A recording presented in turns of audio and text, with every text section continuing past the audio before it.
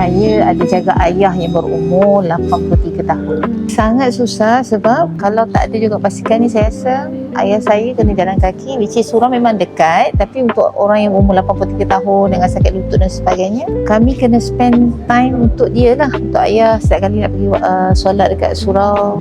Jadi dia sangat bantu untuk pergerakan ayah saya, terutama sekali masa nak pergi surau. Ia sangat convenient, sangat-sangat convenient, sangat bantu. Dia sangat membantu, sangat menjimatkan, worth it sangat, pun masih lagi affordable and one off lah, kita kata tak perlu isi minyak, just rechargeable kan, sangat convenient. Sis, kalau ada masalah, kami pernah hilang kunci, starter tak boleh nak start dan sebagainya, saya ada tempat directly yang boleh solve saya punya problem, which is kalau saya beli online atau tempat lain, mungkin saya menghadapi masalah to settle the problem.